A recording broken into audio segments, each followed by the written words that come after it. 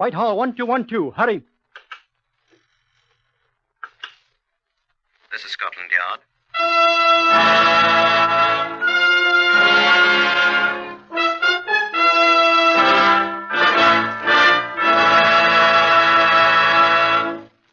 For the first time, Scotland Yard opens its secret files to bring you the authentic, true stories of some of its most baffling cases. These records are drawn from the Scotland Yard files, and only the names of the participants have been changed. The research has been prepared by Mr. Percy Hoskins, chief crime reporter for the London Daily Express. The stories for radio are written and directed by Mr. Willis Cooper. Here are the principal participants in Scotland Yard case number 397 MR381. Stanley Russell, shop clerk. Mr. Russell is not to be found. Mrs. Hope Russell, his wife. Mrs. Russell was reported missing on the day before Good Friday. Adolf Hitler's Luftwaffe.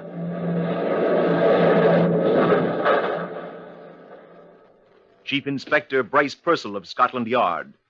I should like to introduce Deputy Commander William Bird of Scotland Yard, my superior officer.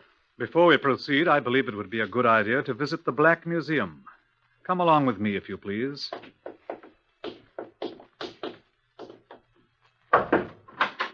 After you, sir. Good afternoon, John. Good afternoon, sir. This is Chief Superintendent John Davidson, curator of Scotland Yard's Black Museum. Well, how do you do? You came about case number 397 MR381, I believe you said, sir. Right. Will you tell us about it, John? Well, this is the exhibit. No, don't touch it, please. It's quite fragile. And as you can see, it has already been broken. We have a great many other exhibits of crimes in these rooms. Murder weapons, blood-stained garments, bullets that have snuffed out many lives, death masks of many notorious criminals. Almost every instrument of violence that can be conceived. I should explain that these gruesome objects about us are not merely souvenirs. Many of them have aided our men in solving other crimes and bringing the perpetrators to justice. Now, this one. Tell us what this thing is, John. This is Mrs. Hope Russell.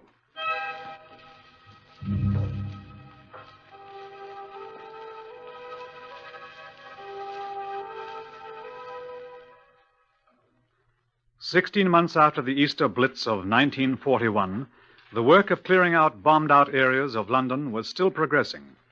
On the 12th July 1942, the Scotland Yard Information Room received an urgent call from P.C. John Dunn of the Kennington District. A patrol car in which Chief Inspector Purcell was riding was dispatched to the scene, a partially destroyed Baptist chapel. I was directed to the spot by P.C. Dunn, who was on point duty at the road intersection. Right over there, sir, where you see the men standing. They found something, sir. The navvies that's working here. Right, thank you. Morning, boys. Morning. What have you found? Who are you, mate? I'm Chief Inspector Purcell, Scotland Yard. What's up? Down, sir? Down there. In that hole, sir. Yeah. It's an old burying vault, sir. But what is it? A skeleton, sir. He's dead. Up down, Georgie and Sean, with your torch. All right. You see, sir? Here he is. Stand to one side, will you? He's off under this stone slab, sir. Now, see? I see him. Well, what's so strange about a skeleton in a burial vault? There ain't been anybody in there since 1934, sir. 1935. I was in that gang that moved the old corpses out of here, Herbert. It was 1934. We didn't leave a one. God bless you.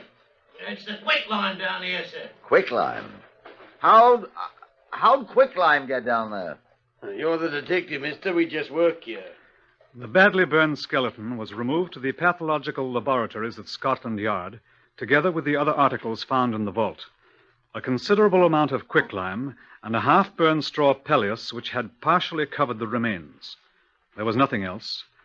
I stood beside Keith Briggs, the Home Office pathologist, while he completed his examination. What do you think, Keith? I asked. Well, she's dead. She? Oh, it's a woman, all right. No question about that. The hip bones are characteristically a woman's. So is the sacrum here, and... How old a woman? Oh, middle-aged, I'd say. The bones are fully developed, so we know she was full-grown. And there were 1 or 2 strands of long gray hair adhering to the skull. Here they are. And then the teeth here. What about them? Well, you see, they're pretty well worn. Now, you see here, in the upper jaw, 7 of the uppers are missing. Now, see these ridges? Yes. Well, they were caused by a dental plate, which probably consisted of 7 teeth, and then... What are you looking for? The measuring tape. Oh, here. The lady was lying on it. What are you going to do now? See how tall she was. She's rather jumbled about. And the feet, where are they? Oh, the thigh bone's all I need. Oh, hold it, please, huh? This one. Now, let's see. 43 centimeters. Well, that's all right, sir. Now, 43 centimeters multiplied by 3.6. What are you doing? On Sediment scale, you multiply the length of the thigh bone by 3.6. Man's, that's 3.7. And you get the exact height. Now, see, that's 154.8 centimeters. We'll call it 1 meter 55. Meters 39.37 and 55 hundredths of 39.37 is 21.65. Now, 39.37 plus 21.65, that's 7, 5, 12, 6, 9, 10, 9, 10, 11, 3, 5, 6, 61.02 inches. There. She was 5 feet 1 and 200 inches tall. In a word, 5'1". What was her name? Whatever her name, sir, she was murdered. Consider that I've asked the question. Eh? Oh, how do I know? Well, this bone here. Where does it fit? This is what she talked with. It's the voice box, the trachea, the throat. Look. See these little wing things up here? Now, you see this one? See, it's broken. Well? This is one of the most significant fractures in all forensic medicine, sir. Why? There's only one way to do it. Oh, come on, man. Don't come Sherlock Holmes on me. How do you do it? Well, I was about to say by manual pressure on the throat, sir. Strangulation, you mean? Intentional strangulation, sir. There's no other way. And then there's the quicklime. Surely you know that quicklime will not destroy a body, sir. Yes, I know it, Keith. But murderers seldom do.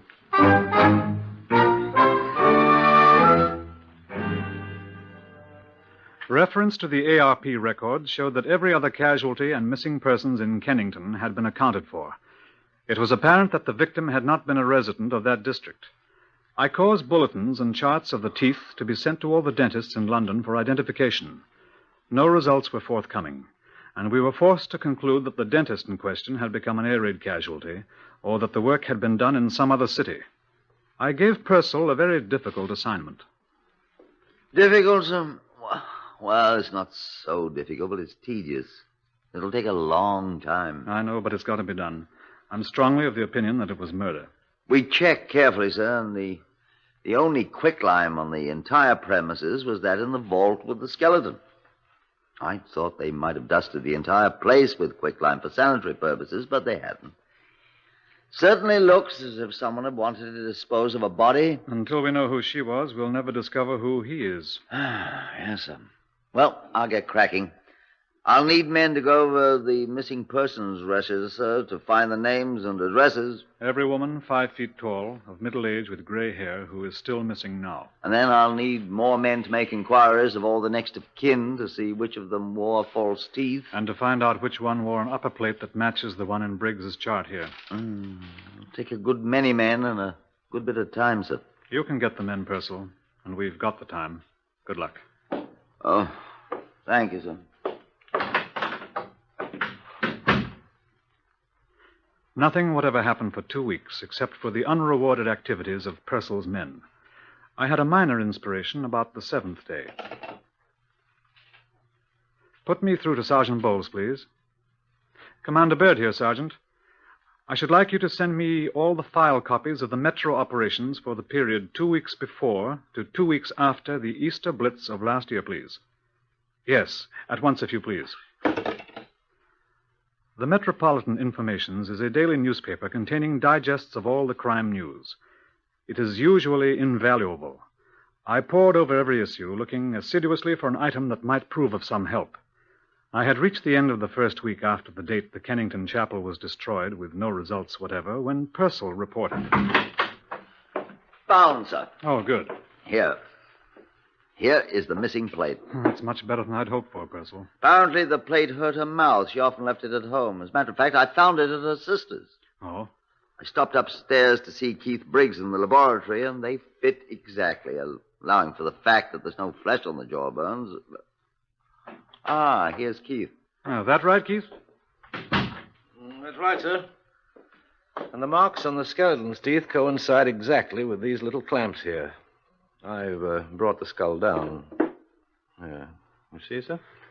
She looks very fine. Congratulations, Purcell. Thank you, sir. The only thing is, she was reported missing 3 days before the raid that destroyed the chapel. She was? It's in all the records, sir. Where were you, madame? She might have been hidden in the vault. Immediately she was murdered, sir. And then the fire, when the place was bombed... It must have been quite a hot fire. Let's see. The Kennington Fire Brigade, please. Yes. Oh, what's her name, Purcell? Mrs. Hope Russell. Russell. Hope Russell, did you say? Oh, hello. Is that the Kennington Fire Brigade? The senior company officer, if you please. I'll wait. Hope Russell. I've run across that name somewhere. Yes? Thank you. Hello, this is Commander Bird at Scotland Yard. Do you remember during the Easter Blitz last year, when the Baptist chapel was destroyed there in Kennington? What I wanted to know was that a very severe fire... What? There was no fire? What? No fire whatever when the chapel was destroyed? Oh, 2 days later. How very curious. It was reported by whom? The Kennington police. Wasn't there a... Oh, look here, old chap. I'm sending at once for their divisional superintendent. Could you possibly come along with him to my office at the yard? Yes. I'm afraid it is rather important. I'll have him pick you up in his car. Thank you so much. At once, yes. No fire. Keith, would you mind? Get him and the fire chap over here at once. Use my name. Ask them both to bring their records for that night. Please. All right, sir. Huh. No fire, eh? What's that woman's name, Purcell? Mrs. Hope Russell. I knew I remembered it. Look at this. Metro Informations, eh? Look under Articles Lost and Found. I was just reading it. Lost and found. Here, the third item. Read that. Found by Postmistress Guilford, Surrey, in the post office yesterday, a woman's purse. Black leather, plain, strap. Contents, lipstick, comb, mirror, 2 London tram tickets, 11pence in coin, ration book, identity card, issued to Mrs. Hope Russell. Well, what was she doing in Guildford? Look at the date of the paper, Purcell. April... What was she doing in Guildford 3 days after the air raid in Kennington?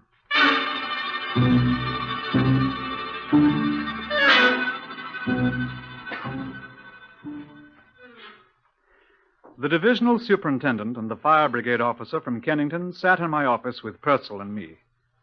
I looked at the fire brigade records first. Now, here, sir. This is the day of the big raid when the chapel was destroyed. Good Friday evening, 11th of April, 1941. Yes. Every call is set down in the occurrence book here, sir. Yes, I know. Together with all the calls to the auxiliary fire service, the civilians, sir. Yes, I know. And you can see there's no report whatever of a fire at the Kennington Baptist Chapel from either source. Quite. But over here, sir, on this page, Tuesday the 15th, 4 days later, 11 o'clock p.m. You see, sir? Mm-hmm. Chapel and so forth. Report telephoned in by Kennington Police Station. Do your records correspond, Superintendent? I'll read it to you, sir. 10:57 p.m., Tuesday, 15th of April. P.C. Allison telephoned to report a fire at the ruins of the Baptist Chapel.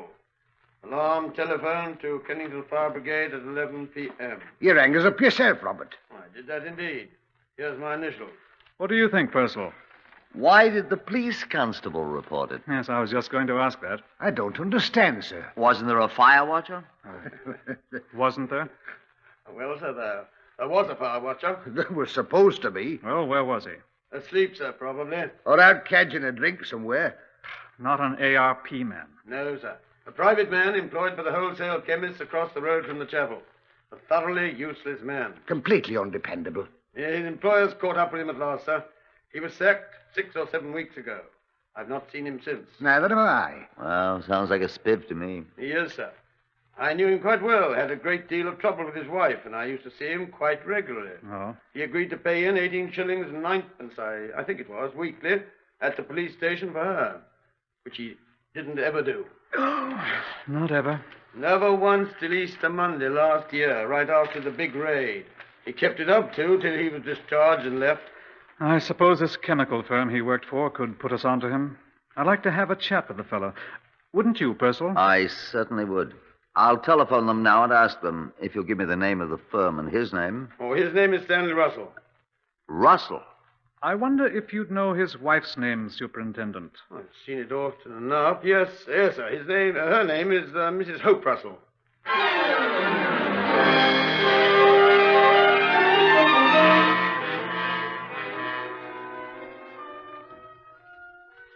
In The Pirates of Penzance, Gilbert and Sullivan complain bitterly that a policeman's lot is not a happy one. I subscribe most heartily to that sentiment. I would like you to hear Chief Inspector Purcell's report to me, just as he gave it, in my office. Well, Purcell, I said, did you find our Mr. Stanley Russell all right? Not there. Well, you've left men to wait for him, haven't you? Sir, I got the address of the place. Sergeant Hatton and I drove there in a yard car driven by Constable Small. Get on with it, man. The whole bloody place was gone, sir. Gone? The whole bloody block was destroyed. Destroyed by an enemy bomb in an air raid 6 months ago. One day after Russell moved in. Not one person in the whole building's been heard of since. Sir, I respectfully request permission to go somewhere and get howling drunk. You know, Purcell, I think I'll go with you.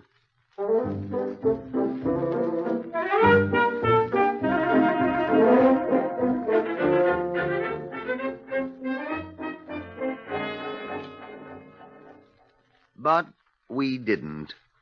We sat quietly in Commander Bird's office and thought long, dark thoughts. After a while, Keith Briggs, the pathologist, observing the light inside, stopped by, and almost at the same time, John Davidson from the Black Museum came in to see what was up. Nothing's up, John, I said. On the contrary. What happened? Purcell was just telling Keith here. The chap is a Blitz casualty. Dead? And may God have mercy on his soul. I'd rather hope to hear a bloke in a black cap say that, Keith. I thought we had him, dead to rights. Oh, don't be so bloody American. I think we could have proved it. He strangled her, then hid her body in the vault. Took her handbag to Guildford and lost it in the post office there. Cleverly putting Scotland Yard off the scent. Timing was a little bad. And then when the Blitz came... Tried quicklime first, didn't work.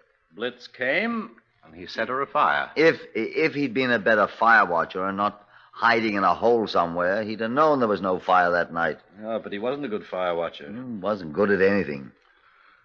I wonder. What, John? What do you mean, John?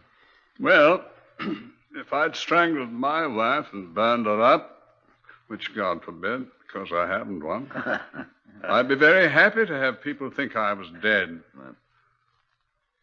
If I'd hear that my home was destroyed and everybody in it dead, I should be delighted. Most delighted. I'd change my name. Not in wartime, you wouldn't. That's right. Identity cards, ration books. Absolutely. I'd forgotten. Getting new ones in the name of Harry Hawkins or Sam Small would be difficult. John. But even Scotland Yard would stop looking for me if they thought I was dead.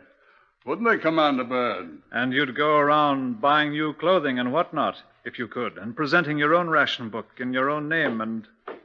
Where are you going, Purcell? I'm going to stagger home through the blackout, sir, with your permission. I have a large number of men's clothing stores to interview beginning tomorrow, and I'd like to get a good night's sleep. Good night, all.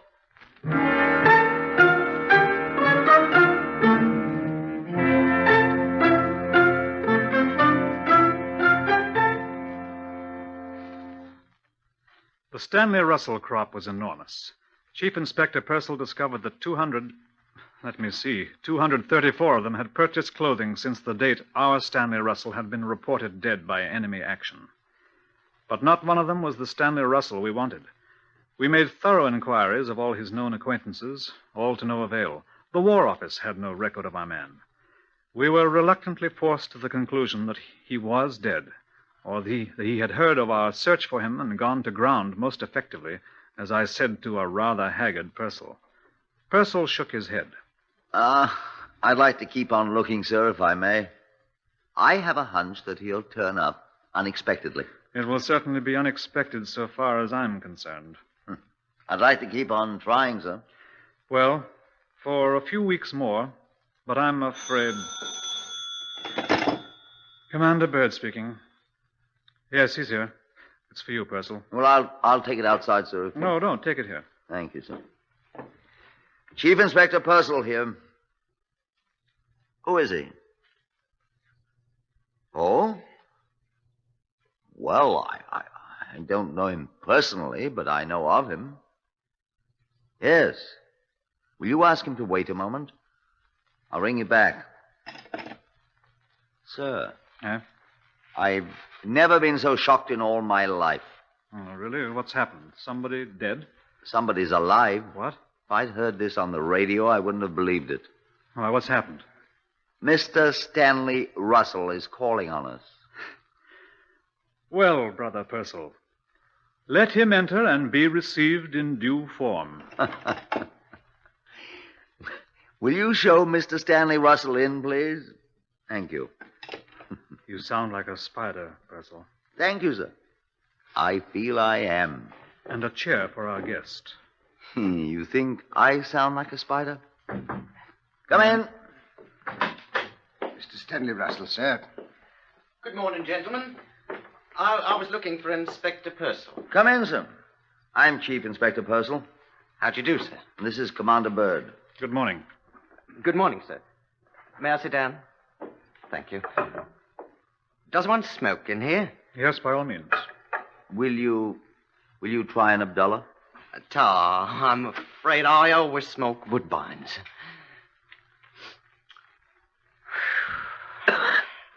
Now, I hear Scotland Yard is looking for me. That's true. Why, may I ask? You've been extremely hard to find. Oh, I've been in the country. Derbyshire. We should have come there eventually. Oh, I've saved you the trouble. What do you want to see me about? You were a fire watcher, Mr. Russell, in Kennington. Yes. There was an unreported fire at the Baptist chapel there whilst you were on duty. When? 2 nights after the raid that destroyed the chapel. I didn't see any fire. Is that all you wanted? No, Mr. Russell. Well, I don't recall any fires, sir. You didn't see or hear the fire brigade? No, sir. Here 11 o'clock? Oh. Well, I must admit I wasn't there. Where were you? I did see the fire brigade moving away when I came back, but... Where were you? Oh, I was out of cigarettes, and I strolled around the corner to see if I could borrow 1 or 2 from the fire watcher at post 4. He says he never saw you, Mr. Russell. Oh, he's probably forgotten. It's a long time ago. He will swear he didn't see you that night. Well, the fire obviously didn't do any damage. A woman was burned to death in it. Murdered? Do you know anything about it? Of course not. I'm very sorry to hear that anything like that... The woman was your wife.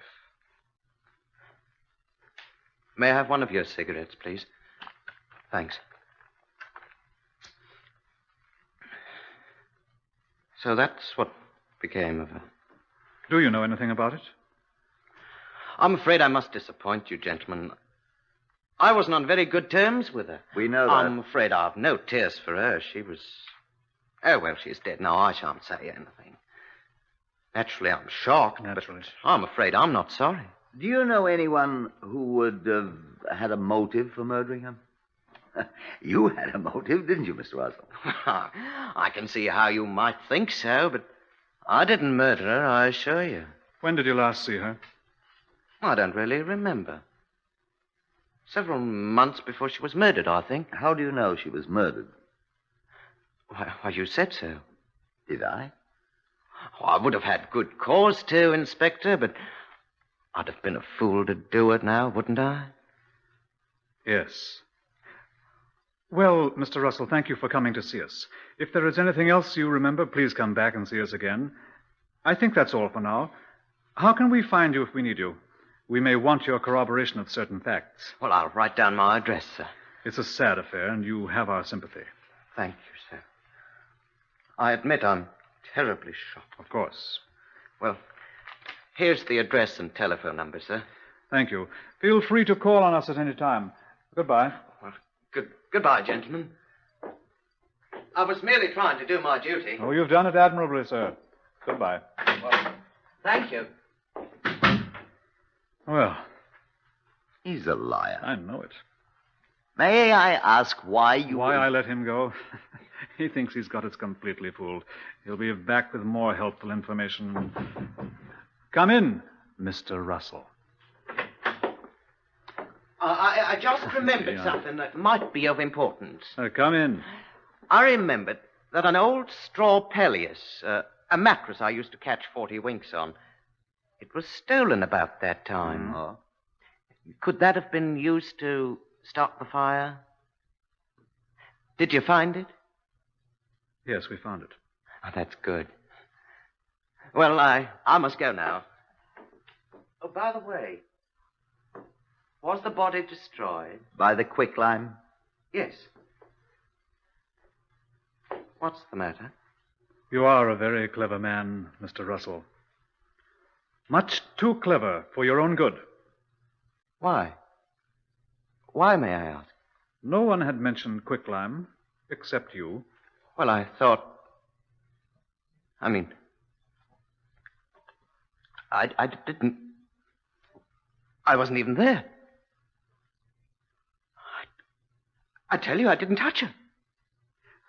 I said you were much too clever for your own good. You think I didn't strangle her?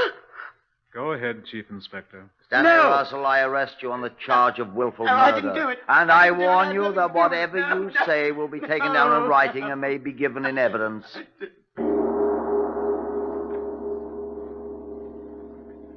The crime. The painstaking evidence Scotland Yard had collected, together with Stanley Russell's own statements, were sufficient to convince a jury that he had murdered his wife, Hope Russell, and burned her body. All his allegations of misconduct on her part were proved completely false. It was demonstrated at the trial that he had planned the murder for a long time, and having found a convenient time and place, had committed it. The verdict. My Lord, we, the jury, find the defendant guilty of willful murder. The sentence. Prisoner at the bar, stand up. It is the sentence of this court that you be hanged by the neck until dead. And may God have mercy on your soul.